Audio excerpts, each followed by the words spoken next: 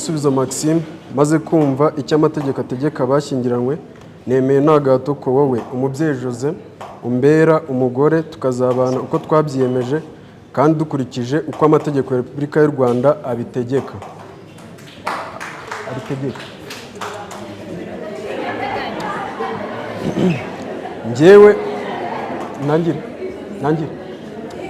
Njyewe Igisubizo Maxime maze kumva icyo amategeko ategeka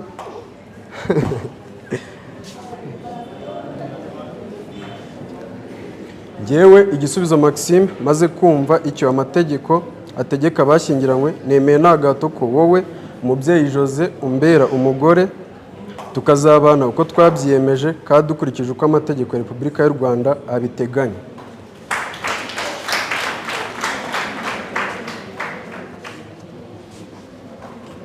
Njyewe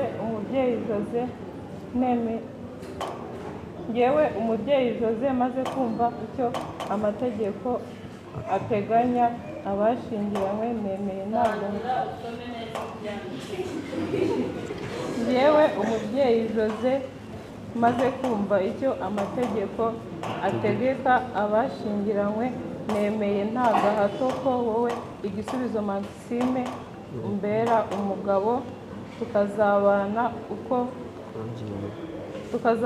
uko twabyiyemeje kandi dukurikije uko amategeko ya Repubulika y'u Rwanda abiteganya.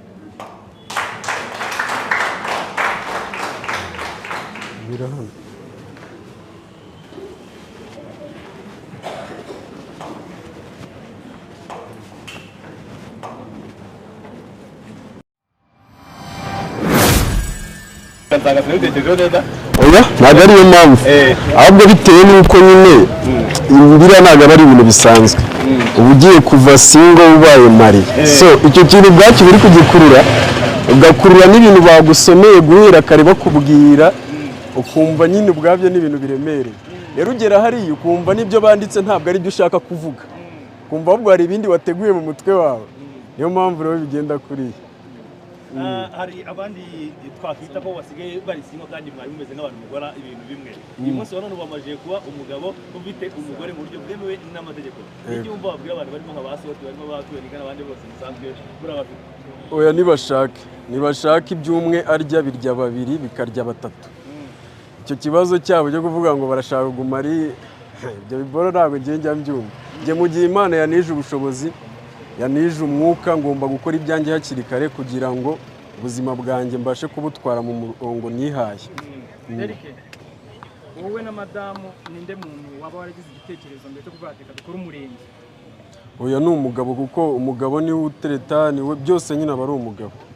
Ibi kiba gisigaye ugomba kubiganiraho n'umugore kugira ngo urebe ko niba utamufatiranye cyangwa se utabimukoresheje ku gahato ubundi bindi aba ari umugabo. Nk'abantu bavuga bati Derek na madamu baracyari batoya barahubutse ubundi ikibazo cy'amatsiko twaba dufite wowe na madamu urusha imyaka myinshi amushinga ese ninde? Ntabwo ndagusubiza icyo ngicyo ahubwo ndakubwira abo bakubwira imyaka hari n'umwe nahamagara ngo nyohereza agafuka k'umuceri mu rugo.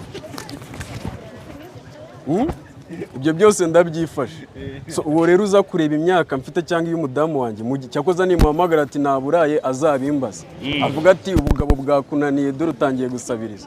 So ibyo rero ndabyishoboreye niyo mpamvu iby'imyaka ntibakabirebeho. Nyine ni ibintu biba bishaka kugira ngo bikomatanyije abantu cyangwa se bitume baserera nta kindi. Reka tubazeho madamu. Madamu urasa neza. Noneho nk'abantu bavuga bati ariko jya unamwenyura ngo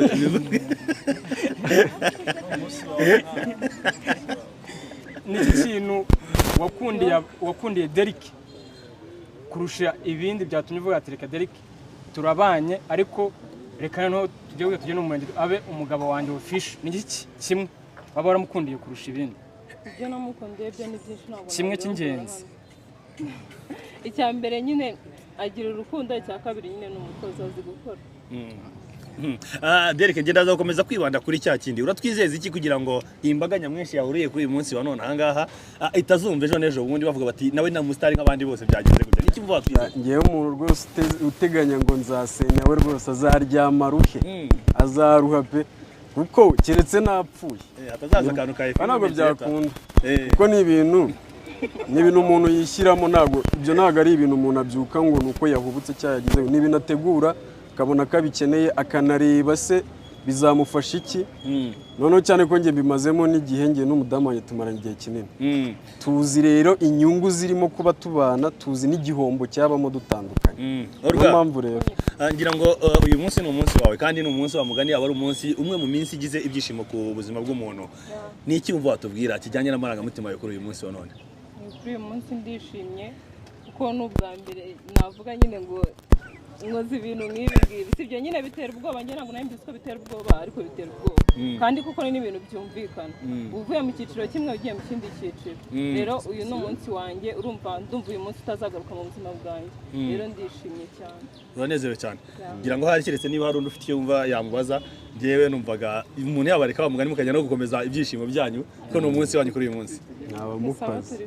Murakoze cyane nawe.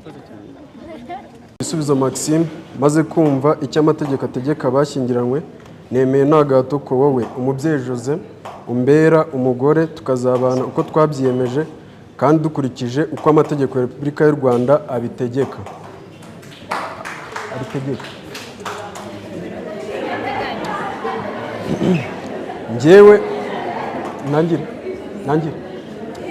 Njyewe igisubizo Maxime, maze kumva icyo amategeko ategeka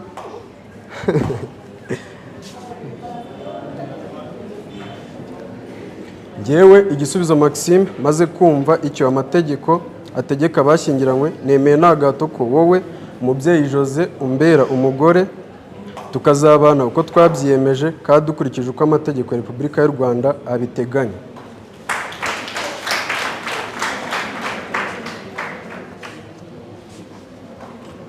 Njyewe umubyeyi Jose maze kumva icyo amategeko ateganya abashyingiranywe, nemeye nta gahato. Njyewe umubyeyi Jose maze kumva icyo amategeko ategeka abashyingiranywe, nemeye nta gahato ko wowe igisubizo Maxime umbera umugabo, tukazabana uko twabyiyemeje kandi dukurikije uko amategeko ya Repubulika y'u Rwanda abiteganya. Birahano.